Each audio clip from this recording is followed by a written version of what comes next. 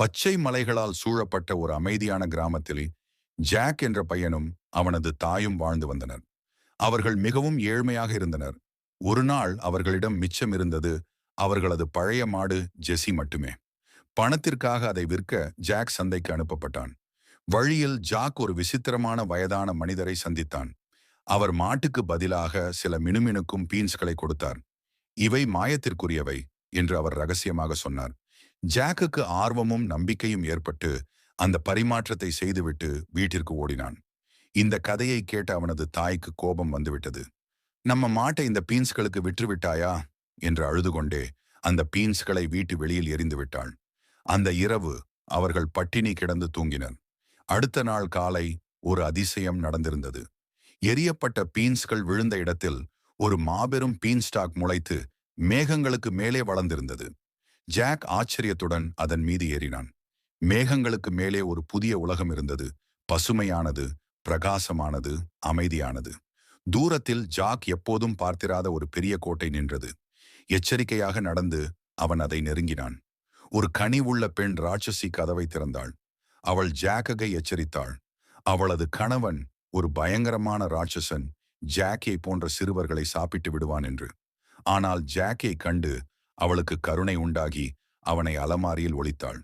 சிறிது நேரத்தில் நிலம் அதிர்ந்தது. ராட்சசன் கோட்டைக்குள் கர்ஜித்துக் கொண்டு நுழைந்தான். ஒரு ஆங்கிலேயனின் இரத்த வாசனை வருகிறது. ஆனால் ராட்சசி அவனை இரவு உணவால் கவனத்தை திசை திருப்பினாள். ராட்சசன் சாப்பிடும்போது ஒரு பையில் இருந்த தங்க நாணயங்களை எண்ணினான். அவன் தூங்கிய பிறகு ஜாக் வெளியே வந்து ஒரு பையை எடுத்துக்கொண்டு பீன்ஸ்டாக்கில் கீழே இறங்கினான். வீட்டிற்கு திரும்பியதும் அந்த தங்கம் ஜாக்கும் அவனது தாய்க்கும் சில காலம் உதவியது. ஆனால் ஒரு நாள் அது தீர்ந்துவிட்டது. எனவே ஜாக் மீண்டும் பீன்ஸ்டாக்கில் ஏறினான். இந்த முறை ராட்சசனிடம் ஒரு மந்திர கோழி இருந்தது. அது தங்க முட்டைகளிடும். ராட்சசன் தூங்கியவுடன் ஜாக் அந்த கோழியை திருடி வீட்டிற்கு வந்தான். இப்போது வாழ்க்கை எளிதாகிவிட்டது. ஜாக்கின் தாய் கூட மீண்டும் சிரிக்கத் தொடங்கினாள். ஆனால் ஜாக்கின் ஆர்வம் அவனை விட்டுவிடவில்லை. அவன் கடைசியாக ஒரு முறை பீன்ஸ்டாக்கில் ஏறினான். மீண்டும் ஒளிந்து கொண்டு ராட்சசன் ஒரு தங்க வயலின் வெளியே எடுத்ததை பார்த்தான். அது தானாகவே இசை வாசித்தது. மெய் மறந்து பார்த்து கொண்டிருந்த ஜாக் ராட்சசன் தூங்கியவுடன் அந்த வயலின் பிடித்து கொண்டு ஓடினான். ஆனால் இந்த முறை வயலின் கத்தியது. என் எசமானே, என்னை காப்பாற்றுங்கள்!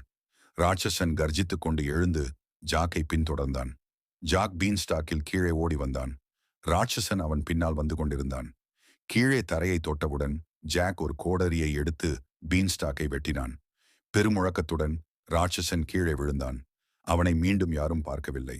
அன்று முதல் ஜாக்கும் அவனது தாயும் சுகமாக வாழ்ந்தனர். ஆனால் ஜாக் ஒருபோதும் அந்த வான உலகத்தையும் அது அவனுக்கு கற்றுத்தந்த பாடங்களையும் மறக்கவில்லை. தைரியம், புத்திசாலித்தனம் மற்றும் ஆர்வத்தின் விலை ஆகியவற்றை அவன் கற்ற பாடங்கள்.